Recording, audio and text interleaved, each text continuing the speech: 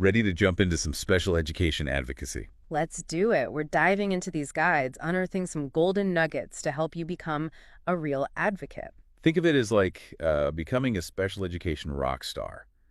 We're talking about arming you with all the knowledge to confidently navigate this world, advocate effectively, make sure a child's needs are really being met. Yeah, we'll be your guides, leading you through all the ins and outs of special education rights and resources, helping you cut through all that jargon. And trust me, we've got a lot to cover. Hmm. We're looking at excerpts from different guides from across the U.S., New Jersey, Virginia, California, each one with its own unique take. But don't worry, we're going to break it all down, give you the need-to-know essentials, the stuff that really matters. Exactly, the good stuff. Okay, so let's start with the heart of it all. Special education. It's a term we hear a lot, but what's it actually mean, in practice? Well, our New Jersey guide starts off by mentioning this thing called specially designed instruction. Okay. And it's actually way more interesting than it sounds. It's not just about academics. It's much broader than that. We're talking about any instruction that's really tailored to a child's unique needs. It could be anything from speech therapy to social skills training, even assistive technology, you name it. Got it, got it. Yeah. So it's really about individualizing, like really tailoring the approach to each kid, right? Exactly. It's about figuring out what a child needs to unlock their full potential and then making it happen. And the important thing here is that this isn't just some nice idea. Oh, it's the law, right? You got it. It's the law. Every child is entitled to what's called FAPE. That's free appropriate public education. Basically, it means that every child, regardless of their needs, has the right to an education that's designed to help them learn and grow and is provided at no cost to the parent. That's amazing. It's like knowing you have this safety net, this guarantee that your child's needs will be met. You're not alone in this. Yeah. So how do we actually make this FAPE thing a reality? I mean, that's where the Individualized Education Program, the IEP, comes in, right? Exactly. Think of the IEP as a roadmap, something you create with the school to guide your child's educational journey. I like that, a roadmap. Okay, so before we hit the road, let's talk about that first stop, evaluations.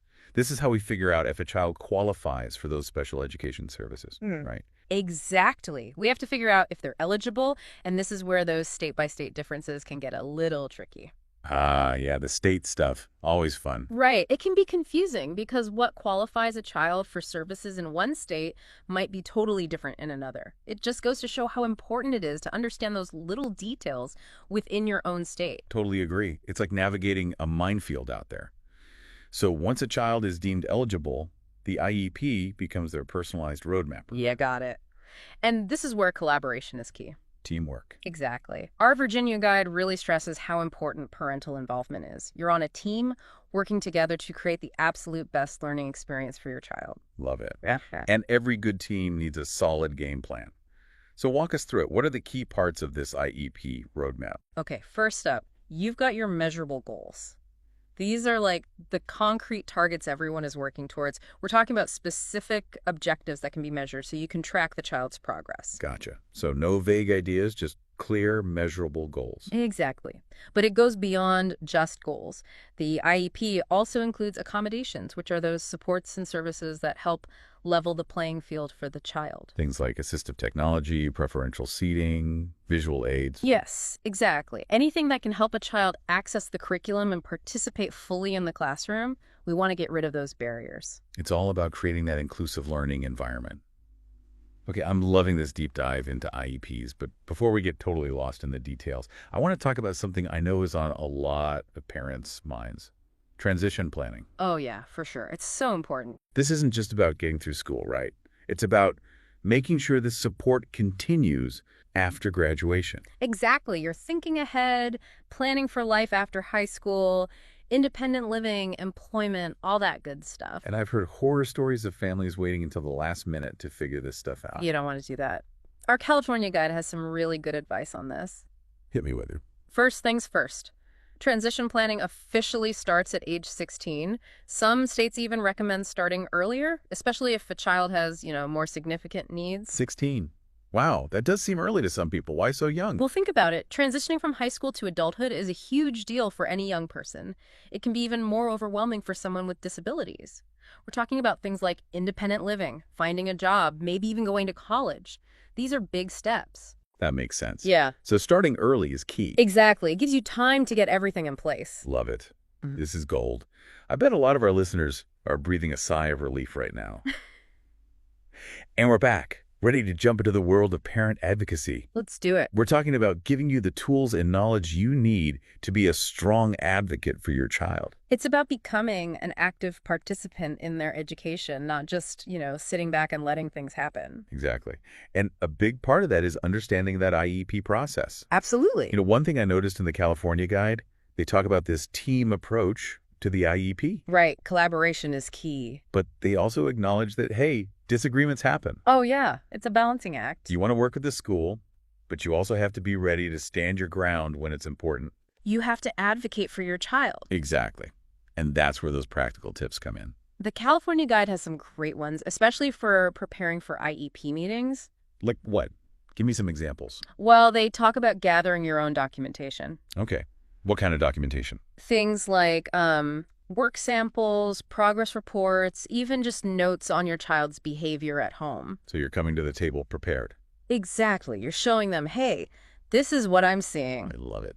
Oh, and they also have this amazing IEP preview checklist. Wait, a checklist? Tell me more. It's on page 49, and it's like a roadmap for the whole IEP meeting. That's so helpful. Okay, so we're prepared, we're organized, but what happens when there's a disagreement? That's where those legal safeguards come in. Remember, you have rights, Right.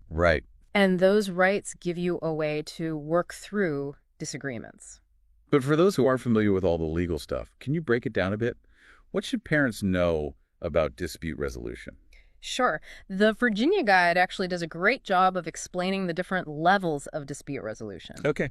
It's not like, everything goes straight to court. You have options. That's reassuring. You can start with informal conversations, just talking to the school about your concerns. Trying to work things out amicably. Exactly. And then if that doesn't work, there's mediation, where a neutral third party helps you and the school come to an agreement. Like a mediator. Yes. And then, if all else fails, there's the option of a due process hearing, which is more formal. Okay, so you have a range of options. But I imagine it can still feel intimidating to challenge the school. Some parents might be hesitant to, make waves. I understand. But remember, you are your child's strongest advocate, you know them best, and you have the right to make sure their needs are met. You have a voice. Yes. And don't be afraid to use it. I love that. Oh. And speaking of voices, the California Guide also talks about empowering students to advocate for themselves. Oh, that's so important. Not just on the parents. Right, giving them the tools and confidence to speak up for themselves. Yes. Okay. Yeah. But advocating for a child with special needs, it can be exhausting. It can be a lot, for sure. How can parents avoid burnout? Yeah. How can they take care of themselves while they're also fighting for their kids? Well, all of our guides really emphasize the importance of self-care for parents. Okay, good. This isn't just, some extra thing. It's essential. It's crucial. Exactly. Taking time for yourself, connecting with other parents, seeking support when you need it. All of that is so important. You can't pull from an empty cup, right? Exactly. Okay, so we've talked about advocating for your child, working through disagreements, taking care of yourself. Now, let's talk about those disagreements in a bit more detail. All right, we're back. Ready to dive into those tricky moments when disagreements pop up? It's bound to happen, right? Oh, absolutely. In the world of special education, disagreements are practically unavoidable. Like it's not always smooth sailing. Exactly.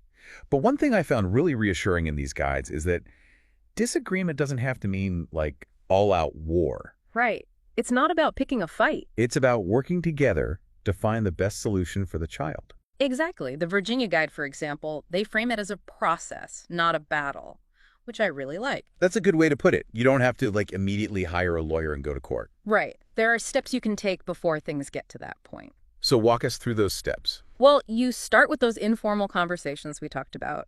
You approach the school, you express your concerns, you try to find some common ground. Just open communication. Exactly.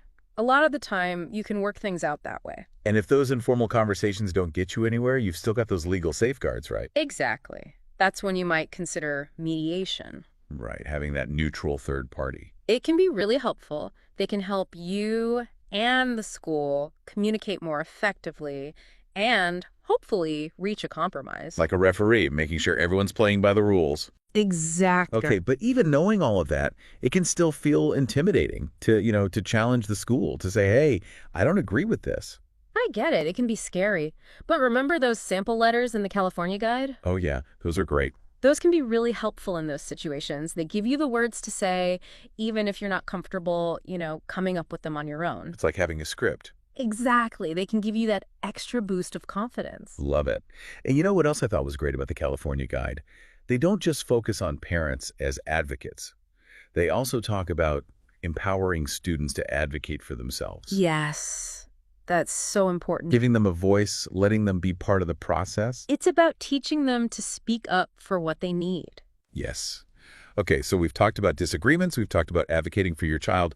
Now let's bring it back to transition planning. Oh, that's right. We have to talk about that. Because advocating for your child's education, it doesn't stop at high school graduation. Right. Absolutely not. It's about making sure those supports are in place for their adult lives, too. And that's where those local resources are so crucial. Yes.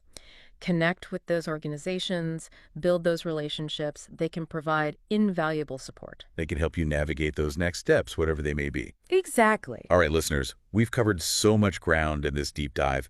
We've talked about understanding the IEP process, advocating for your child, resolving disagreements, and planning for the future. And remember, you're not alone in this journey.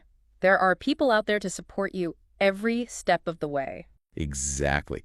We hope you found this deep dive helpful and empowering. We'll see you next time for another deep dive into a topic that matters. Until then, keep asking those questions and keep advocating for those amazing kids.